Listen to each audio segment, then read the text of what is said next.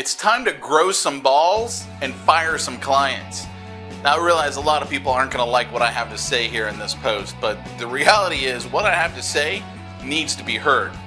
The customer is not always right. In fact, oftentimes I would say the customer is wrong, the customer is an idiot, the customer needs to be brought down a peg or two. Over my career, there have been times when I have needed to fire a client. And what do I mean by fire a client? I mean tell them, you know what, your money's no good here. I don't want to work with you. Now, there's a right way to do it and a wrong way to do it, but let me tell you why I'm telling you this story. My wife is an ice skating coach. And the way that these ice skating coaches work is they work at an ice rink and they do group lessons, 7, 8, 9, 10 kids. And they will do these group lessons, which the rink pays them, basically minimum wage. Because out of those group lessons, they will get private clients. And a private client is someone who will come to them and one-on-one say, hey, I want my daughter to learn how to do, a triple axel or whatever. And then the coaches teach them and take them on and do these weekly lessons and things of that nature. That's the coaching world for ice skaters.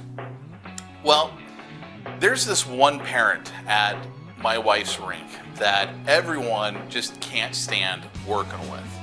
She's really lost it in a lot of ways. Now, to be fair, her daughter does have some interesting health issues. And I don't mean interesting like facetiously.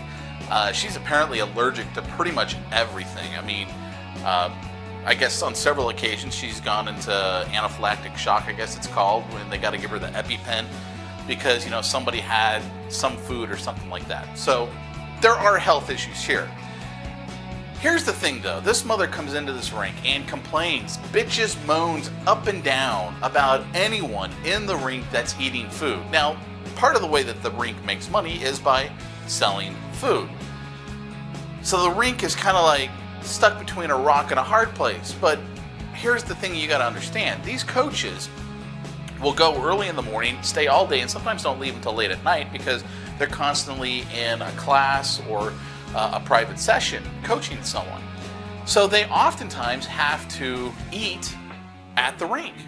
Well, this one night, a night that this child and this mother are not normally there. The rink has gone so far as to tell everyone, hey, when these people are here, no one eat any food, which to me is a little bit going too far. I mean, you sell food, that's part of your business. I don't know what the $10 an hour she pays for lesson that the rink actually makes is worth, hindering yourself and inconveniencing everyone else for this client, but the rink has decided to make this choice. Well, this is a night and a time when this family is not normally at the rink and one of the coaches is eating. The mother walks in, sees her across the rink that she's eating a sandwich, and goes ballistic because this is supposed to be a safe place for her daughter. Goes into the manager's office and reams her for about an hour. Reams the owner and the co-owner. So this last Sunday, I'm at church and the manager sometimes attends our church. And I said to her, I go, why don't you just fire this client? And she kind of looked at me a little bit puzzled. And she's like, oh, well, yeah, I guess we could. I'm like, yeah, I don't even know why you're dealing with this. I mean, it's absolutely ridiculous. Then she goes on to say to me, well, she said to us that ours is the best rink, that we really pay attention to her needs, and none of the other rinks in the area will do that. I'm like, yeah, she's guilting you into keeping her. She's out of control. The other parents don't understand this lady. The other coaches don't understand this lady. Her daughter does have genuine concerns, but the reality is, with the serious problem that she's got, perhaps they need to figure out something that they're going to do, because this kid's going to have to live a whole life where, what's she going to do, be in a bubble? I mean, come on, let's get real here. But a lot of businesses don't have the balls, they don't have the guts to fire clients. And they don't do it for a couple of reasons. The big one is they don't have enough business in their business. And so they feel that if they fire this client over here, it's just going to hurt their pocketbook. So they can suck it up, they can take it. The problem is the amount of energy that you're spending on that client versus the revenue that they're bringing in generally is not worth it. Now, if that particular client, let's say, is bringing in $50,000 of profit to your company, to your firm, to your business, and you got to deal with maybe an hour's worth of bitching and moaning, you might look at that and go, well, that's worth it to me. And if it is, then by all means, spend the hour and make the $50,000.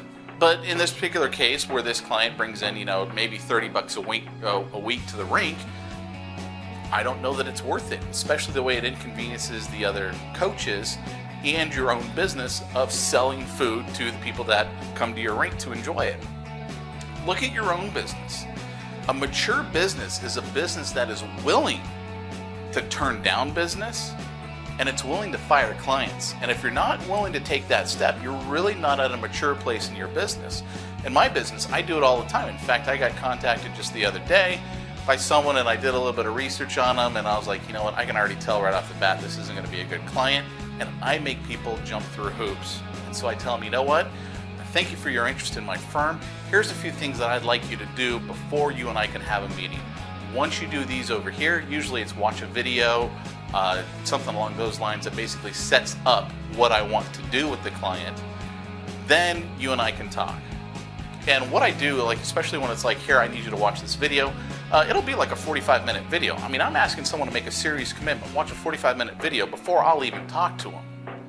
That sets up a position of I'm in control. You're coming to me because I'm the best at what I do. I'm not someone who needs your business. It's the hardest thing for someone to do who's brand new in business and absolutely needs that business. But when you get a call from a client or prospective client and they need your help, do not call them back. Don't take the phone call. You need to call them back the next day. No one wants to do business with someone who's not busy. So part of the whole idea of firing your clients is also setting yourself up so you get the right type of clients into your business. I'm Pete Mitchell with Big Guns Marketing, where we do competition crushing internet strategies for companies that aren't afraid to dominate. I'll talk to you later. Bye-bye.